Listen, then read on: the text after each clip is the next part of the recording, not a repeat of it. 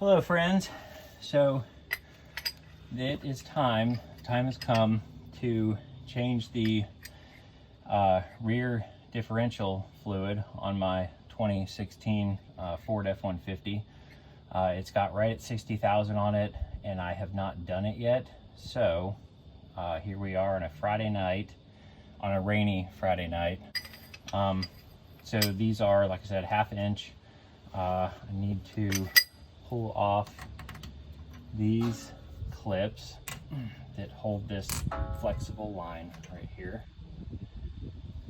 Just tuck that away for now so it doesn't get in our way. Just note to selves, we have a clip holder here, a clip holder here, and a clip holder here.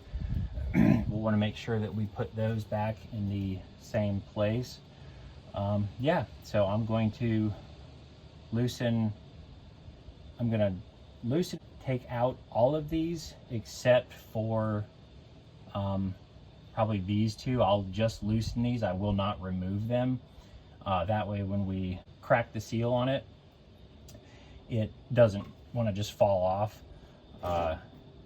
That's the plan, at least. We'll see how that happens. So I'll go ahead and put you guys on a time lapse and you can follow along and hang out with me.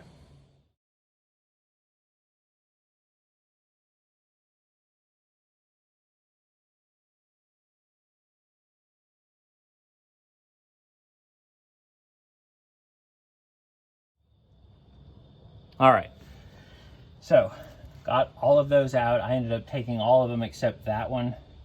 I just cracked that one loose. So now comes the fun part. We have to get this loose from this. So I'm going to use a putty knife. It's got a sharp edge on it. I'm hoping that I can just kind of cut through that and at least break the seal. We'll see. I don't really want to gall up the face of the pumpkin or the cover and cause a problem for myself when I go to put this all back together. So I can just get the edge of this started somewhere. It should be pretty easy from there.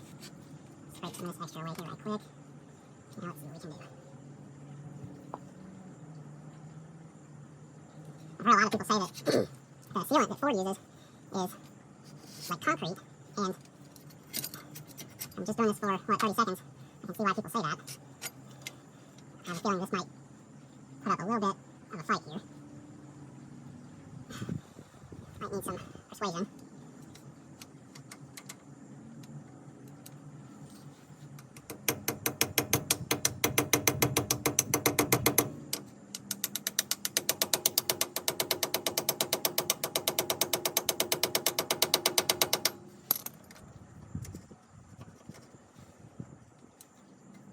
Let me grab a hammer instead of using my ratchet. Okay, take two. Right tool for the right job.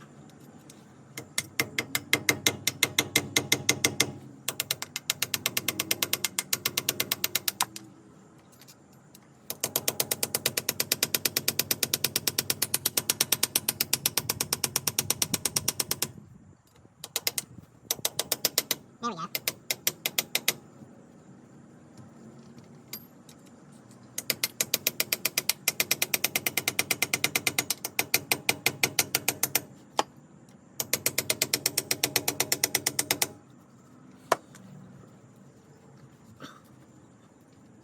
Well, if you can't tell, this is my first time doing this. I called Ford and asked them what they wanted to do it, and it was a ridiculous amount of money, so I figure if I can do it, save myself a couple $100, it's well worth it to me. I did this on the boat that we had. It was a heck of a lot easier than this, changing the lower gear oil.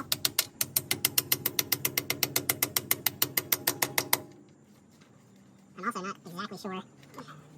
I would guess the lip of this is, whatever width it is from here to right here, and then the gears and the clutches are after this, so I don't really want to jam this up in there. So we're just going to pick at this a little bit at a time. I'm going to stop the video, get this thing off. You guys get the idea. I'll be right back. All right, so I have everything loose. I took the two top ones out. And now, I'm going to try to pull this thing off.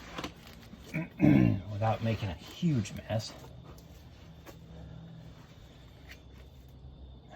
I ended up using one of my little pry bars from Harbor Freight. Seemed to work out pretty well. It's just enough to kind of slide under there and get a little grip on it, right like that. I should have put some gloves on. Great time to think about that. There we go. All right, so there it is. So now I'm going to, I've got all my bolts in this old plastic tote that I have laying around for stuff like this. I'm gonna let that drain for a few minutes. I'm gonna clean this up. I'll probably wipe all that out. Clean these edges up, the face of this cover where it, especially where it seals right here, so that we get a good seal. So let me do that, and I will clean all of this up. I know that there is a, if I can get you guys in there, I'll show you. Let's see here. So down in the bottom there's a sump that will hold quite a bit of oil. I don't know if you can see it back there and right there. But there's a good bit of oil sitting there. So I'll wipe that out, excuse me, with a cloth, and then I will continue to clean this up. For example, this little piece right here has made its way all the way back in there. And we definitely don't want that when we go to put this back together. I'll take these and tuck them in all over, right like so, like that. I'll do that all the way around so that whatever I clean here, whatever comes off here, does not go in there, because that is absolutely what we do not want. Pretty cool. I've never seen inside of there, so that's pretty neat. Anyway, let me get to cleaning. I might try to get a couple of short little clips of that if anybody wants to see it. Also, I plan on getting this old gasket maker out of these holes. I'm not exactly sure how yet. So I cleaned this surface here. I ended up using a red Brillo pad.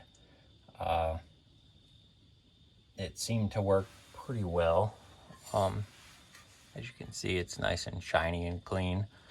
And I used the same thing on the mating surface on the differential. So we are ready to put down some gear oil gasket maker, specially formulated for gear oil. That's what we're gonna do, because I only want to do this once, at least, you know, one time before another 40,000 miles. So here goes nothing. Well, so much for the continuous part.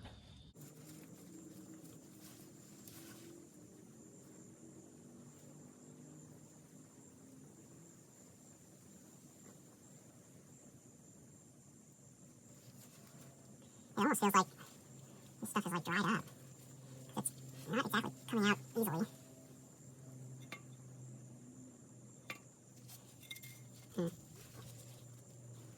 Alright, you get the idea. Okay, so now I need to get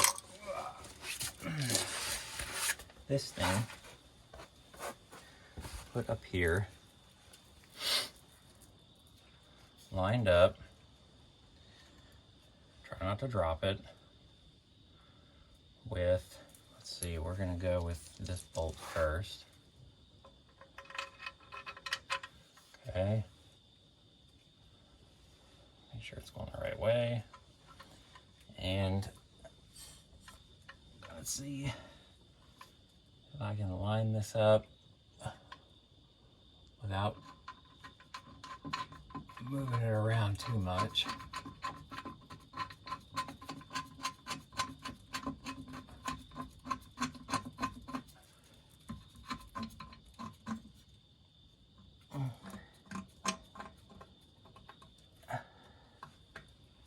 Okay, there's one.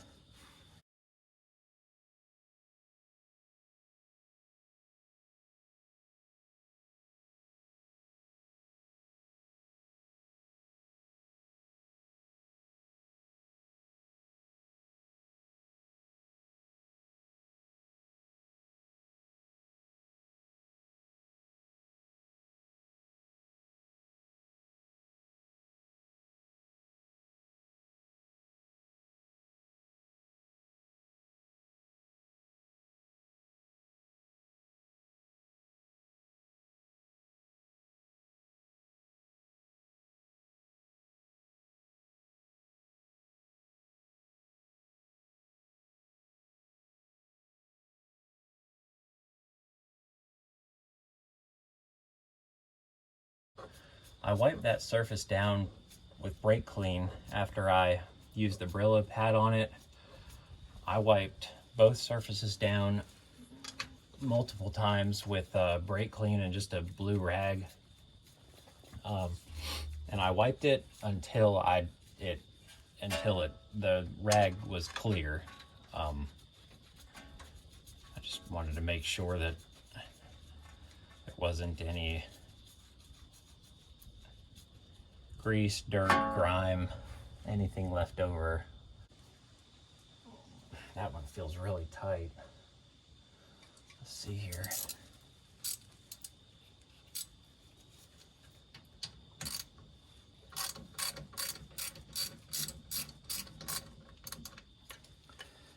want to make sure I don't have that cross-threaded in any way.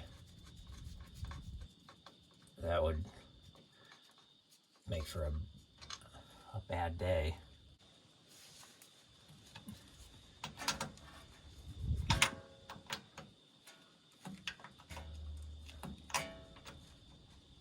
I whacked this heat shield earlier with my wrench, and I thought it was going to wake the whole neighborhood up.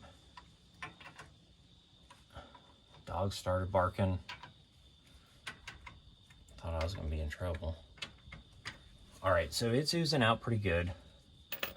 I think every part of me wants to keep tightening it, but I think it's probably good.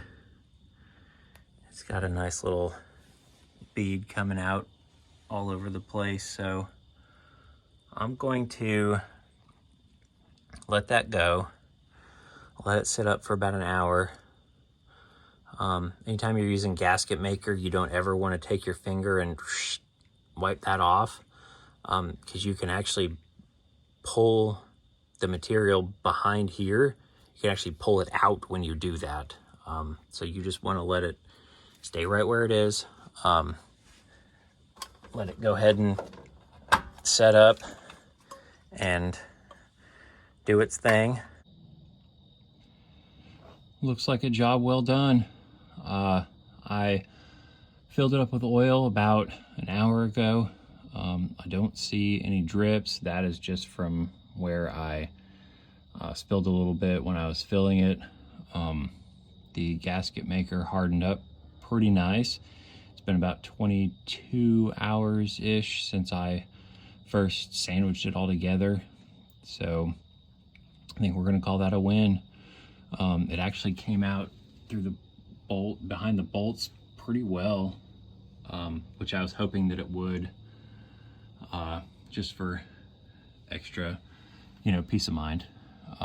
So yeah, I hope you all enjoyed this. If you have any questions, hit me up. I will be happy to try to answer them. By no means am I a professional, clearly, as you can tell by my gasket making skills. Until next time, I will see you all later.